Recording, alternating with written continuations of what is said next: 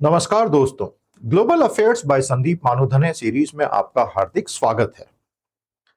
जब से ईरान ने स्ट्रेट ऑफ हॉर्मुज पर अपना कब्जा जमाकर ग्लोबल मैरीटाइम ट्रेड को भारी झटका दिया है और अमेरिका भी उसे खुलवा पाने में पूरी तरह नाकाम हो गया है, दुनिया भर में मैरीटाइम चोक पॉइंट्स की वल्नरेबिलिटी पर बहुत डिस्कशन जारी है। यह डिस्कशन भारत में और तीव्र हो गया जब एक काफी बड़े प्रोजेक्ट पर चर्चा निकोबार द्वीप समूह से जुड़ी केंद्र बिंदु में आई। आज हम विश्लेषण करेंगे कि ये चोक पॉइंट्स की राजनीति क्या होती है और क्या भारत का अंडमान और निकोबार द्वीप समूह पर बनने वाला नया प्रोजेक्ट स्ट्रेट ऑफ मलक्का यानी मलक्का जल डमरू मध्य पर कभी अपना चोक होल्ड क्रिएट कर सकता है या नहीं, यही आज हम विस्तार से तकनीकी रूप से देखेंगे। अंत तक बने रहिएगा, पूरा वीडियो देखेगा, बहुत सारी चीजें हम साथ में आज सीखेंगे, बहुत मजा आएगा। और हमेशा याद रखिए, सत्यमेव जयते नानृतम, सत्य की ही जीत होती है, असत्य की कभी नहीं। आइए आज का काम शुरू किया जाए।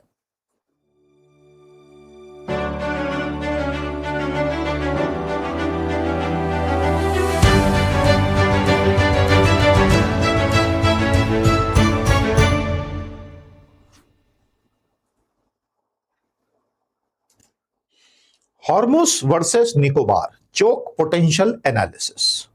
प्यारे दोस्तों, हम जितने भी वीडियोस बना रहे हैं, न्यूज़लेटर, ब्लॉग पोस्ट हमारी टीम तैयार कर रही है। इसकी डेली जानकारी के लिए आपको सिर्फ ये क्यूआर कोड स्कैन करके छोटा सा ईमेल आईडी अपना देना है। तुरंत कर लीजिए ताकि आप हमसे कुछ भी मिस न करें। शाम को 5 बजे की ईमेल आ जाया करेगा। बहुत बहुत शुक्रिया। आईईए के डायरेक्टर फतेह बिरोल कहते हैं, Ensuring security at energy gateways must be a global priority। अर्थात दुनिया भर में जितने भी ऐसे चोक पॉइंट्स हैं जहां एनर्जी के आवागमन पर कोई भी प्रतिबंध प्रतिरोध खड़ा हो सकता है, उसे रोकना हमारे लिए बहुत जरूरी है। तो इन्हें निश्चित तौर पर पता ही है, इतने बड़े पद पर हैं और एनर्जी का ही इनका काम है। तो शुरुआत करते हैं दुनिया भर के चोक पॉइंट्स पर एक त्वरित नजर डालकर। दोस्तों, जैसा आप देख रहे हैं, यहां पर मैंने वर्ल्ड के सारे महत्वपूर्ण मैरीटाइम चोक पॉइंट्स कवर किए हैं। दिख रहे हैं ना सारे के सारे। एक एक करके सबके नाम भी ले लेते हैं। सबसे पहले हम बात करते हैं उसी की जो आज केंद्र बिंदु में है, स्ट्रेट ऑफ हॉर्मुज, जिसको ईरान ने बंद कर दिया है और उस बंद के ऊपर अमेरिका ने बंद कर दिया है। उसके बाद आता है सुएज कैनाल, जो इजिप्ट यानी मिस्र के कब्जे में है, लेकिन वहां तक पहुंचने के लिए जाना पड़ेगा बाबल मंदब से, जिस पर अंसार अल्लाह यानी हुतीस का कब्जा है यमन के, अभी तो बंद नहीं किया है। फिर आता है मलक्का जल डमरू मध्य, जहां से चीन का 70-75% एनर्जी का आवागमन होता है। इंडोनेशिया मलेशिया के बीच में से निकलता है। ये स्ट्रेट बहुत ही पतला स्ट्रेट है। फिर एक ताइवान स्ट्रेट है, लोम्बॉक एंड मकासर स्ट्रेट है। उसके बाद स्ट्रेट ऑफ जिब्राल्टर है। हालांकि ये किसी भी बड़ी पॉलिटिकल दिक्कत का सामना सामान्यतः नहीं करता है। फिर आते हैं डेनिस स्ट्रेट, फिर आते हैं टर्की स्ट्रेट, बॉस्फोरस से दार्दानेल, जो कि वर्ल्ड वॉर्स के दौरान बहुत बड़े बड़े बैटल्स के साक्षी रहे। और फिर है पैनामा कैनाल, जिसमें चीन की हिस्सेदारी भी है और अमेरिका उससे बहुत भड़का हुआ भी है। प्यारे दोस्तों, ये हैं दुनिया के मैरीटाइम चोक पॉइंट्स। आज की तारीख में सारे खुले हुए हैं सिवाय स्ट्रेट ऑफ हॉर्मुज के, जिस वजह से सभी बहुत चिंता में हैं। तो टेक्निकली अगर हम बोले तो चोक पॉइंट होता क्या है? चोक पॉइंट वो है जो आपको चोक कर दे, फिर वो मैरीटाइम हो या लैंड बेस्ड हो या एयर बेस्ड हो या डिजिटल और इंफ्रास्ट्रक्चरल हो। चोक पॉइंट का काम ही है चीजों को आगे बढ़ने से धीमा कर देना, वेरी नैरो ज्योग्राफिक और इंफ्रास्ट्रक्चरल पैसेज। दिक्कत यह है कि इस चोक पॉइंट में से बहुत भारी मात्रा में यातायात को निकलना है, तो ये एक बॉटल नेक बन जाता है। किसी भी बोतल का मुंह ऊपर जाके पतला होता है ना, वहीं से बॉटल नेक शब्द आया। तो ये बॉटल नेक्स हैं कि बोतल नीचे कितनी भी बड़ी हो, वो अपने मुंह के चौड़ाई की हिसाब से ही फ्लूइड को बाहर आने देती है। इसलिए ये सारे मैरीटाइम चोक पॉइंट्स हो या दूसरे चोक पॉइंट्स हो, बहुत दिक्कत का कारण बने हुए हैं इतिहास में। ये आज की बात नहीं है, हजारों सालों से यही है। जितने भी लैंड चोक पॉइंट्स हैं वहां भी दिक्कत आती है ना। आपका दुश्मन घात लगा के बैठ सकता था तो आप निकल ही नहीं पाते वहां से।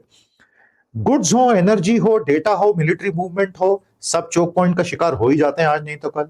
मैरीटाइम यानी कि जल, लैंड बेस यानी कि थल, एयर स्पेस यानी कि वायु, और डिजिटल, इन सभी में चोक पॉइंट्स होते हैं। तो इसकी स्ट्रेटेजिक वैल्यू क्या है? विकल्प नहीं है ना। अगर स्ट्रेट ऑफ हॉर्मुज से जाना है तो स्ट्रेट ऑफ हॉर्मुज से ही जाना है। विकल्प यह है कि लैंड पाइपलाइंस बनाओ, वो बहुत गड़बड़ का काम हो जाता है, क्योंकि समुद्र में बड़े टैंकर्स पे जितने सस्ते में ज्यादा सामान ले जाया जा सकता है, लैंड पाइपलाइन से उतने सस्ते में काम हो ही नहीं सकता। और ऑल्टरनेटिव रूट ढूंढेंगे तो या तो वो बंदी है और या 5,000 मील, तो फिर कॉस्ट इक्वेशन बैठती नहीं है। बस ये है सारा खेल चोक पॉइंट्स का। तो टेक्निकली आप चोक पॉइंट अब समझ गए होंगे। तो कभी भी जब चोक पॉइंट्स की बात हो तो हमेशा ये ब्रॉड फ्रेमवर्क अपने दिमाग में रखिएगा, आपको इससे काफी फायदा होगा। ऑल्टरनेटिव्स नहीं होते हैं, ये सबसे बड़ी बात है। आइए अब एक छोटा सा वीडियो मैं आपको दिखाता हूं। आज से हम इस तरह के एक्सप्लेनर वीडियोस छोटे छोटे आपके लिए बना के लाएंगे। फीडबैक में बताइएगा अच्छे लगे या नहीं। अगर आप बोलेंगे अच्छे हैं आगे भी लाइए तो हम लाएंगे, नहीं तो फिर हम इसको बंद कर देंगे। तो आइए एक छोटा सा एक्सप्लेनर इसके ऊपर देखते हैं, थोड़ा मजा आएगा। Choke points explained. These are narrow locations where a large amount of movement is forced through a very small and restricted area. Choke points can exist in many forms, including seas, roads, railways, bridges, tunnels, and even pipelines that carry important resources. Because there are very few alternative routes available, ships, vehicles, and goods are often forced to pass through these limited and critical pathways. As a result, traffic becomes heavy in these regions, making them crowded, slower, and sometimes highly congested under normal conditions. Some of the most important global choke points include the Strait of Hormuz, the Strait of Malacca, and the Suez Canal, which handle massive trade flows. Even a small disruption in these areas can block or delay a huge volume of global movement and trade activity. Accidents, political conflicts, or natural events like storms can easily shut down a choke point and create serious disruptions. When a choke point is blocked, global supply chains are affected, leading to delays in the movement of goods across countries. This often causes shortages of critical resources like oil, gas, and food, which can quickly lead to rising prices and economic pressure.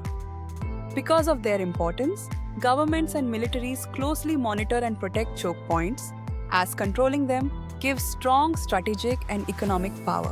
Choke points. उम्मीद करता हूं आपको ये explainer video अच्छा लगा होगा। आपकी feedback जरूर दीजिए कमेंट में, वीडियो को लाइक करने के बाद, कि ऐसे एक्सप्लेनर छोटे छोटे वीडियो हमारे वीडियो के अंदर आगे लाने हैं या नहीं। तो जैसा आपने अभी देख ही लिया और हमने मैप में भी आपको दिखा दिया, स्ट्रेट ऑफ हॉर्मूज हो, स्ट्रेट ऑफ मलक्का हो, जो एक्चुअली उससे भी पतली हो जाती है, सुएज कैनल हो, बाबल मंदब हो, ये सब आज की तारीख में पॉलिटिकल चर्चा के, मिलिट्री चर्चा के केंद्र बिंदु में है। और निकोबार को लेकर भारत में यही डिबेट है कि वहां तो बनाना ही चाहिए प्रोजेक्ट, क्योंकि कल को हम स्ट्रेट ऑफ मलक्का को भी बंद कर सकते हैं। इस तरह की बातें काफी स्ट्रेटेजिकली रिस्की होती हैं, क्योंकि उसमें जिस तरह का पॉलिटिकल स्टैंड आप फिर ले रहे हैं वो एक तरफा हो जाएगा और सारी दुनिया आपके खिलाफ हो जाएगी। तो अभी उसके ऊपर हम आते हैं। तो ये हैं भैया 4 पॉइंट जो आपको पता होने ही चाहिए। अभी तक सब कुछ ठीक है, आगे चलें। क्या लैंड पे चोक पॉइंट्स हो सकते हैं? बिल्कुल हो सकते हैं। खैबर पास इसका एक बहुत ही बड़ा एग्जाम्पल है। सेंट्रल और साउथ एशिया के बीच के मूवमेंट को कंट्रोल करने वाला ये खैबर पास हजारों सालों से आने जाने वालों के लिए बहुत महत्वपूर्ण रहता था। सुवाल्की गैप नाटो की वल्नरेबल लैंड लिंक है बाल्टिक स्टेट्स के लिए। तो ये जो सुवाल्की गैप है, ये बाल्टिक स्टेट्स तक जाने के लिए एक दिक्कत का काम है नाटो के लिए। और याद रखिएगा वहां पे रशिया की टेरिटरी है जो बाल्टिक स्टेट से जुड़ी हुई है। ये हिस्ट्री का ही एक अंश है। पैनामा कैनाल पूरी तरह से कृत्रिम कैनाल है, लेकिन वो एक लैंड कंस्ट्रेन्ड ट्रांजिट बॉटलनेक है, जैसा कि आप देख सकते हैं। और बहुत सारे mountain passes, bridges, tunnels, rail corridor दुनिया भर में जो बहुत खतरनाक चोक पॉइंट का काम करते हैं। देखिए दोस्तों, ऐसा है कि जब तक ये सब ठीक चल रहा है और चोक पॉइंट्स बराबर चल रहे हैं, तब तक सब कुछ ठीक है। जिस दिन ये बंद होते हैं, इनका महत्व एक पल में दुनिया को समझ में आ जाता है, जैसे हॉर्मुज पिछले 40 सालों में किसी ने उस पर बात ही नहीं की। लेकिन मार्च आते आते जैसे ही ईरान ने कहा कि बस अब ये हमारा और अब ये टोल नाका चालू है, तो आप और हम उस पर 1000 बार बात कर चुके हैं। बस ये इनकी ताकत होती है। कृपया हमारे चैनल को सब्सक्राइब जरूर कर लीजिए, वीडियोस को लाइक करके दोस्तों तक पहुंचाएं और नोटिफिकेशन ऑन रखें। आपके सपोर्ट से ही चैनल ग्रो होगा। शुक्रिया।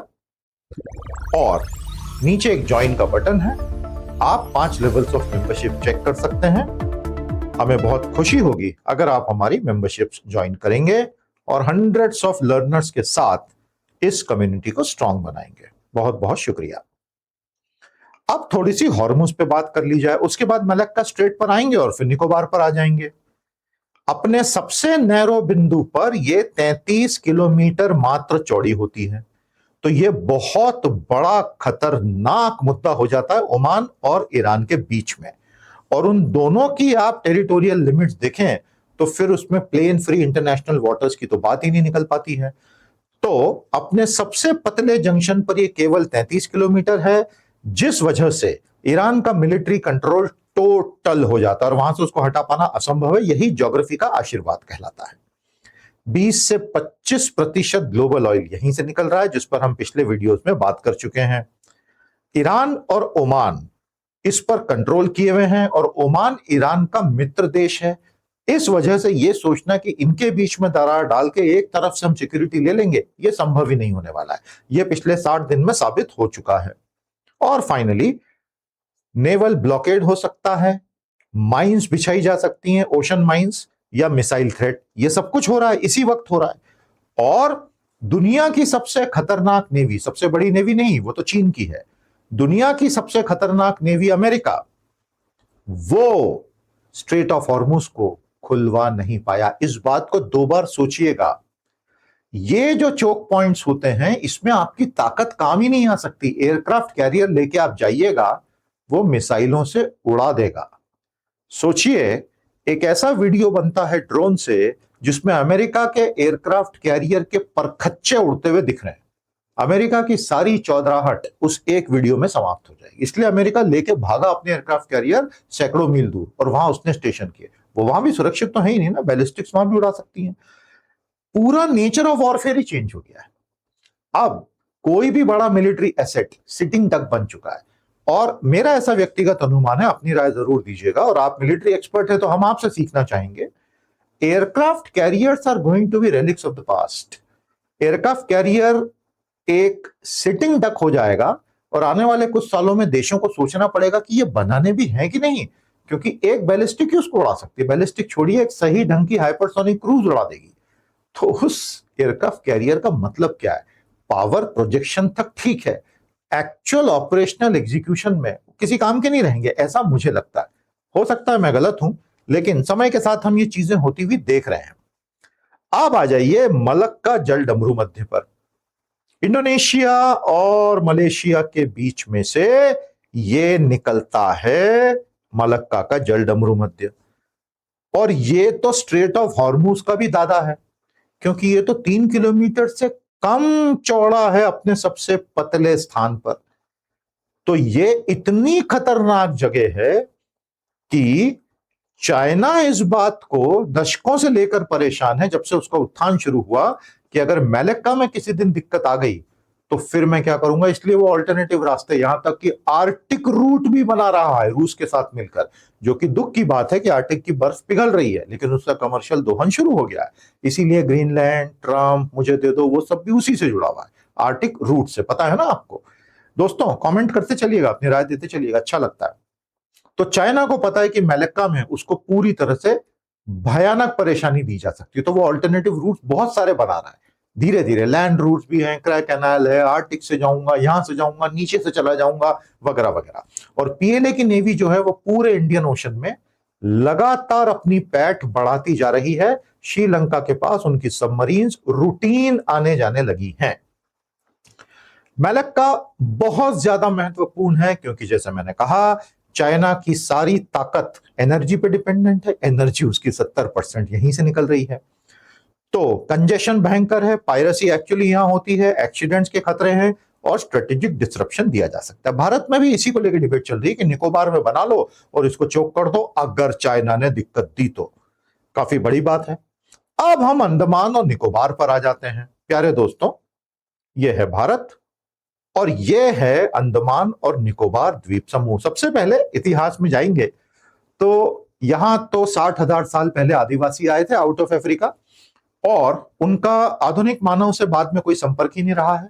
इसलिए उनके साथ अगर आप टच में आते हैं तो उनकी मौत होने की संभावना होती है, क्योंकि हमारी बीमारियां जिसकी इम्यूनिटी है उनके पास उन पैथोजेंस की कोई इम्यूनिटी नहीं है। इसलिए कई ट्राइब्स यहाँ की ऐसी हैं जो अकेले रह रही हैं 60-70 हजार सालों से, सोचिए, और कुछ हैं जो धीरे धीरे इंटरमिंगल हुई। सबसे पहले 1750 के आसपास डेनमार्क ने कब्जा किया था इन आइलैंड्स के ऊपर।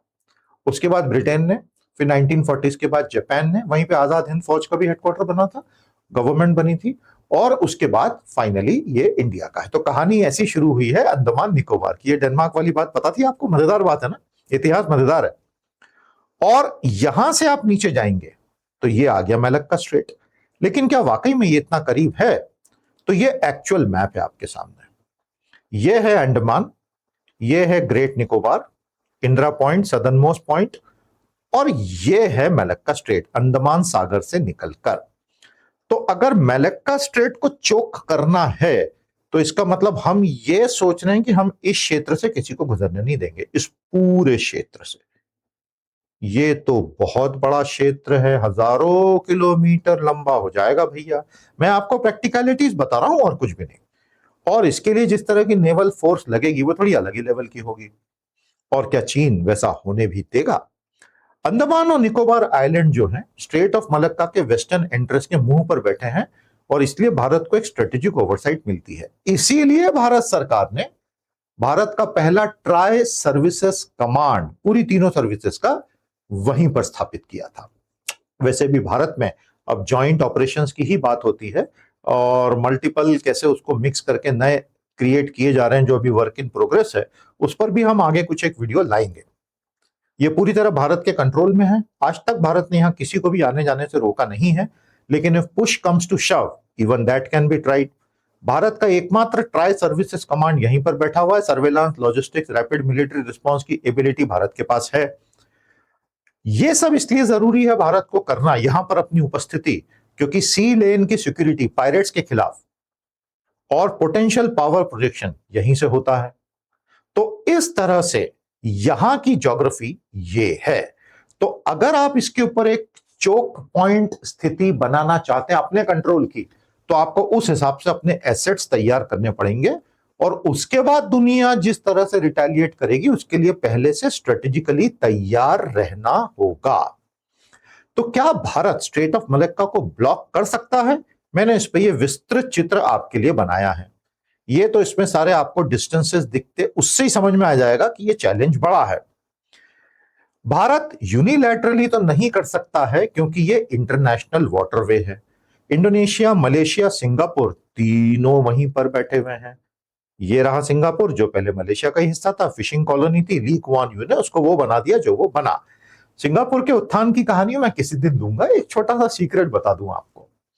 सिंगापुर एक इंटरनेशनल फाइनेंशियल सेंटर इसलिए बन पाया, पश्चिम ने उसको बर्बाद इसलिए नहीं किया, क्योंकि ली कुआन यू ने बहुत चतुराई से कभी भी सिंगापुर को पश्चिमी सभ्यता के लिए चुनौती के रूप में प्रेजेंट ही नहीं किया।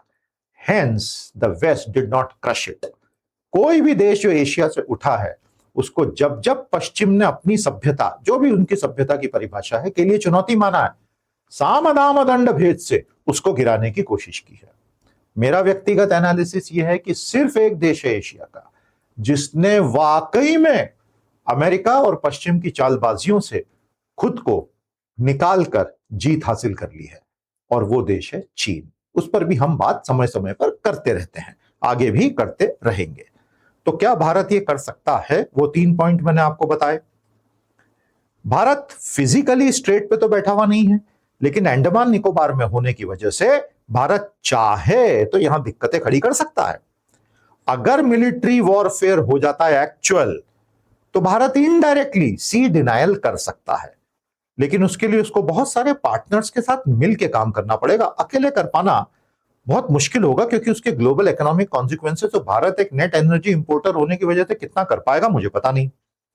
तो भारत डेटरेंस, ओवरसाइट ये तो बहुत अच्छे से कर सकता है, शायद क्लोजर नहीं करना चाहेगा।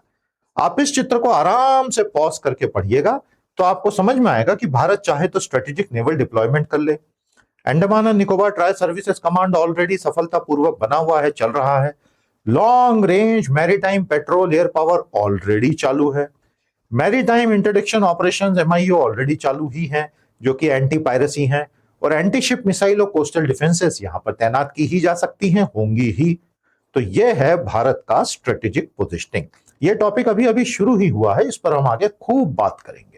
तो दोस्तों, कैसा लगा आज का सेशन? एक टोटलिटी में आपका पर्सपेक्टिव बना? अपनी राय जरूर दीजिएगा। दोस्तों, डेली अपडेट लेते चलें हमसे, जो जो क्रिएट हो रहा है मिस मत कीजिए। अपने मोबाइल कैमरे को इस QR कोड के सामने लाएं, 2 मिनट में एक लिंक पॉपअप हो जाएगी, उसको क्लिक कर दीजिए। एक छोटा सा गूगल का फॉर्म है, ईमेल डाल दो, काम खत्म।